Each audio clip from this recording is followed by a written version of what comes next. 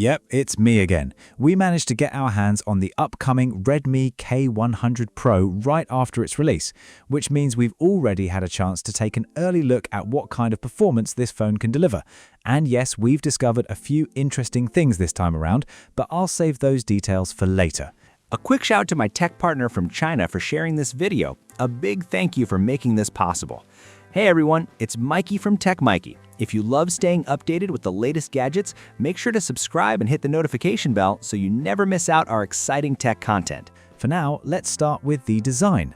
If you feel that a 6.9-inch phone is simply too large, while a 6.3-inch compact flagship feels a little too small, then the Redmi K100 Pro could land right in that sweet spot. It comes with a 6.59-inch flat display surrounded by a splatter-metal frame with softly blurred edges. That frame flows into a glass rear panel with generously rounded corners, giving the phone a sturdy feel while also making it comfortable to grip. If you're familiar with Xiaomi's recent designs, you'll probably notice where this look comes from. The K100 Pro is essentially carrying forward the design language of the Xiaomi 15. Anyone who has used the Xiaomi 15 will immediately recognize that familiar in-hand feel, although the K100 Pro is slightly larger overall. Moving to the back, the camera module continues the family design we saw with the K90 series. It uses a wide, rounded rectangle camera island with that distinctive splatter metal finish. Inside, you get 4 camera modules, while the Sound by Bose branding sits right beside the camera area. Against the white body, the whole setup comes together quite nicely. So, what do you think about the design? And from what I've heard, Redmi is also preparing several different color options this time, so there should be plenty to look forward to. Now, let's get into the hardware that really matters. Unlike the K100 Pro Max, the slightly smaller K100 Pro makes its debut with a brand new SoC, the 5th generation Snapdragon 8 Elite V-Series, carrying the model number SM88501AB. This chip is clearly derived from the 5th generation Snapdragon 8 Elite, the SM8850AC. It retains the same CPU architecture, featuring 2 ultra-high-performance cores at 4.6 GHz, along with 6 large cores running at 3.62 GHz. The GPU architecture also remains in the same family, although the new chip receives several performance optimizations. It's paired with LPDDR5X memory and UFS 4.1 storage, while graphics performance gets additional support from the dedicated D2 graphics chip. For cooling, Redmi has equipped the phone with a massive 5,150 square millimeter circulating cold pump cooling system. So, on paper, the Redmi K100 Pro certainly looks well equipped, but the real question is whether all this hardware can actually deliver. How powerful is this new Snapdragon chip in real-world use?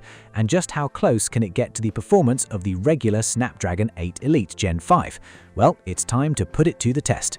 For our testing conditions, the room temperature was maintained at 25 degrees Celsius with 50% relative humidity.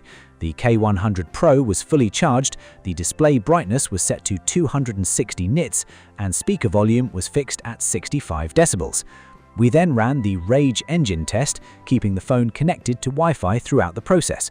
Performance was monitored using PerfDog, while an infrared sensor was used to keep track of the phone's temperature. Let's start with a relatively light to medium workload and see how the phone handles it. With the frame rate and graphics settings pushed to their maximum levels, the Redmi K100 Pro had no trouble reaching close to its peak of 144 frames per second. Even the 1% low frame rate came in at an impressive 126.4 FPS. Power consumption was measured at 4.7 watts, while the rear panel only climbed slightly above 38 degrees Celsius. Overall, the performance was extremely stable, so there really isn't much more to say about this first test. Next, we moved on to Genshin Impact, which puts considerably more pressure on both the processor and cooling system. After running around the NATO map for 30 minutes at medium to high settings, the K100 Pro maintained a frame rate that was very close to the maximum. The overall performance looked quite steady, but at the same time it felt like there was still something missing.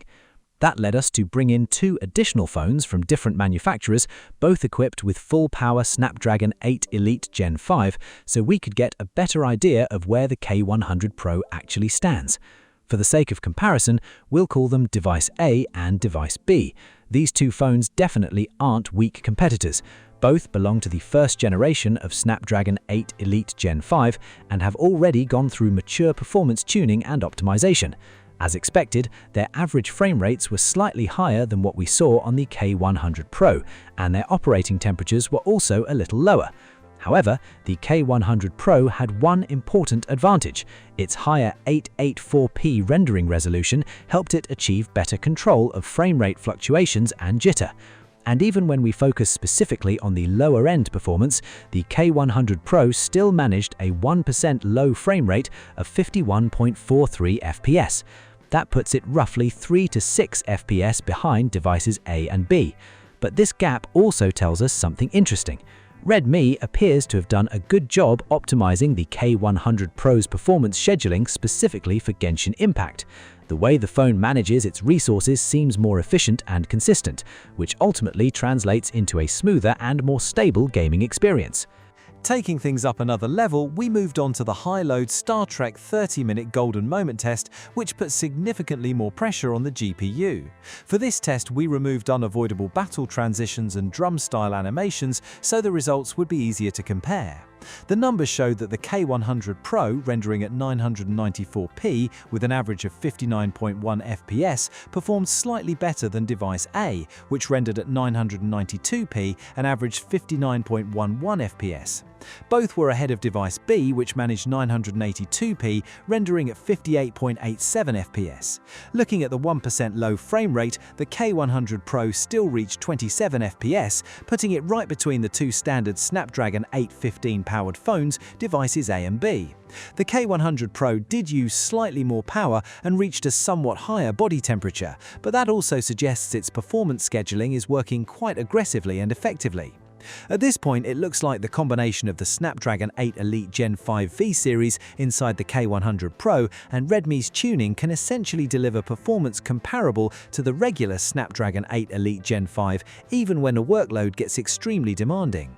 We then moved into another high-load scenario, the absolute zero zone. Across all three phones, the average frame rate was once again very close to the full 60 FPS target. But there was an interesting difference in rendering resolution.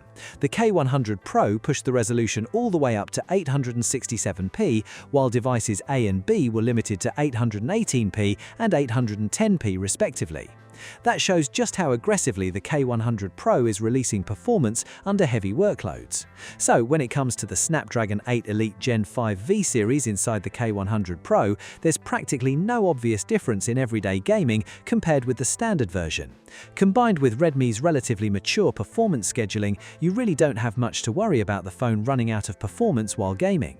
And the testing gets even more interesting when we push the display to its full refresh rate.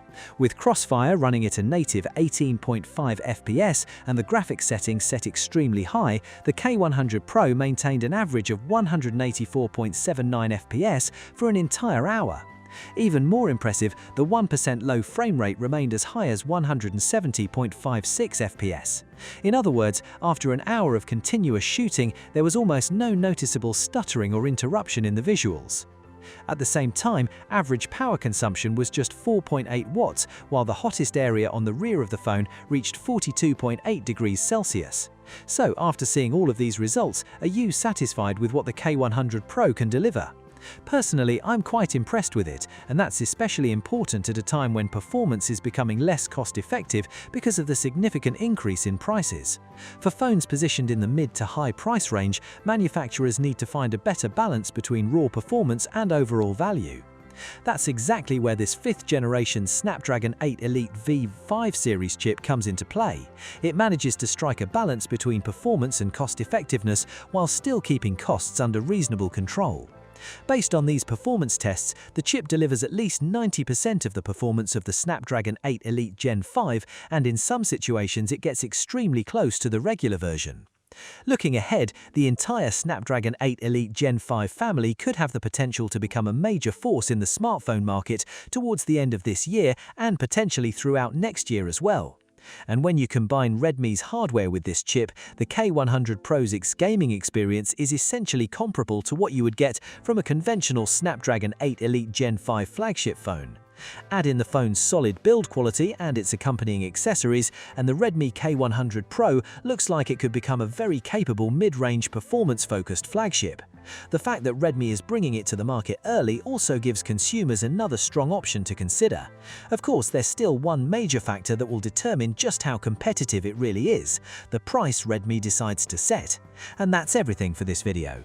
If you found this performance test useful, make sure to follow, hit the like button and subscribe to the channel. Thanks for watching, and I'll see you in the next video. Bye!